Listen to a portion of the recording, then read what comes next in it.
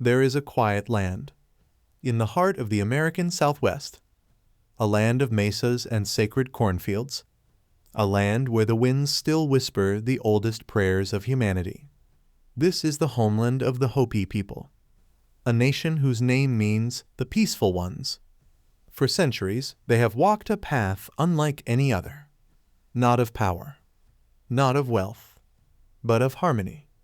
Harmony with the earth, harmony with one another, and above all, harmony with the Great Spirit, the creator of all life. The Hopi way is not just a tradition. It is a covenant, a living promise between human beings and the divine, a sacred understanding that life can only endure when it flows in balance. The elders say, all that you see, all that you touch, all that you breathe, is part of the same breath of life. To harm one part of creation is to wound the whole. And so the Hopi live with deep reverence for the corn, the rain, the stone, the sun, and the stars, because nothing is separate.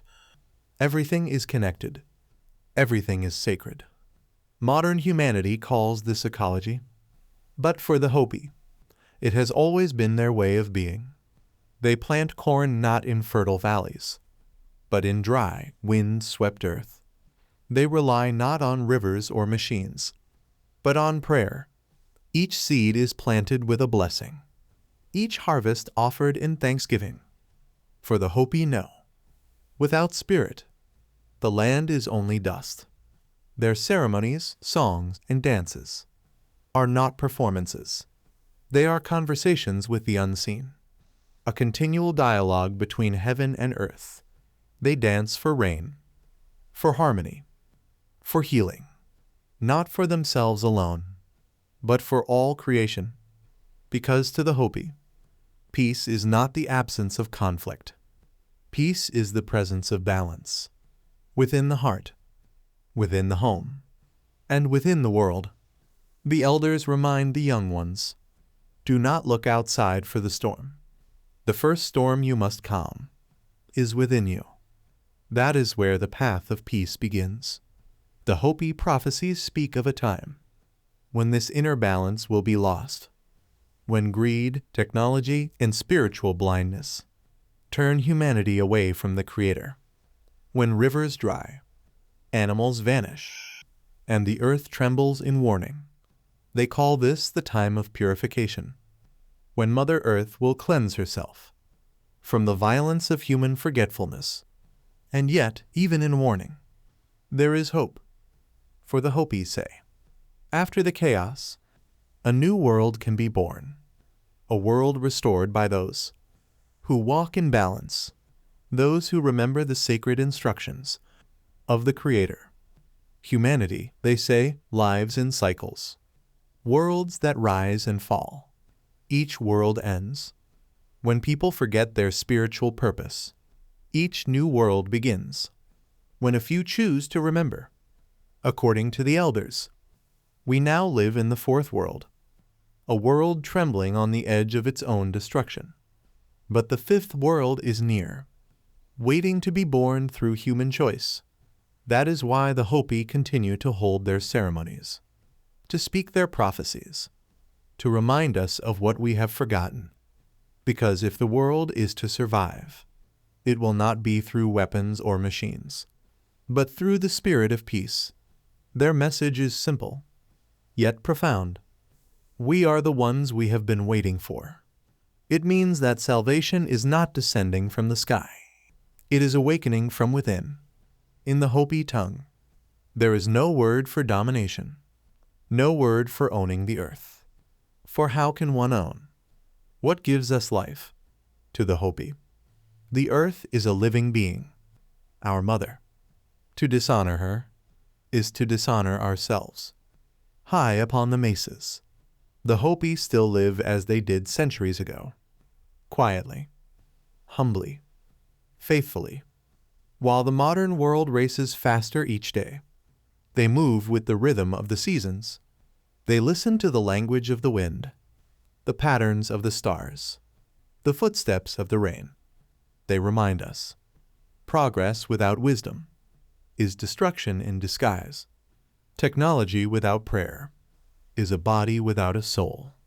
Their prophecies speak of roads in the sky, spider webs covering the earth, and rivers of stone that burn with heat. When these things appear, the elders say, humanity will stand at a great crossroad. One road leads to chaos, greed, and war. The other, to renewal, unity, and peace. And they ask us, which road will you choose? For the Hopi, the answer begins, not with governments, not with institutions, but with the soul. When one person lives in truth, when one heart prays with sincerity, a vibration of peace moves outward, like ripples in a still pond. As more hearts awaken, the balance of the world begins to shift. This is the true Hopi prophecy, that peace will come not by force, but by awakening. Their path of peace is a spiritual technology, more powerful than any machine. It is built on humility, on service, on gratitude and faith. It teaches that we must live, not above the earth, but within it, in their sacred kivas, underground chambers of prayer. The elders still speak to the Creator in the old way. They ask not for wealth or conquest, but for rain, for wisdom, for right living, for the balance that sustains all things. And perhaps this is what the modern world most needs to remember. That peace is not a political idea. It is a spiritual discipline. It begins with gratitude, with reverence, with listening to the still, small voice within. The Hopi believe, when humanity listens again, the earth herself will respond. The rains will return, the air will clear, and the sacred corn will grow tall once more. Their message is not ancient. It is eternal. It belongs not only to the Hopi people, but to all who seek to live rightly upon the earth. The Creator, they say, gave every nation a part of the truth. The Hopi were given the truth of balance, to be caretakers of the earth, to walk gently, to honor the sacred circle that unites all beings through centuries of hardship, through drought, invasion, and loss. They have kept that covenant. Still they stand, guardians of a wisdom the modern world has nearly forgotten. The Hopi path does not demand conversion. It invites remembrance. It calls to the deep place in every soul that still knows the voice of the Creator, that still feels the holiness of the wind, the heartbeat of the land, the sacredness of sunrise. If we are willing to listen, their message becomes a mirror, showing us who we are and who we are meant to be. They say, the world will not end in fire or ice, but in forgetfulness, when we forget who we truly are. And yet, if we remember, if we return to the path of peace, the earth can heal, and so can we. The elders tell us, the time to return is now. Do not wait for the signs to grow louder. The signs are already here. So let us walk gently again, live with gratitude, plant with prayer, speak with truth, and remember, the Creator lives in every breath we take. The Hopi way is not a relic of the past. It is the compass for our future. For in the silence of their mesas lies a truth more powerful than all our noise. When we live in balance with the Creator, peace is not something we seek. It is something we become.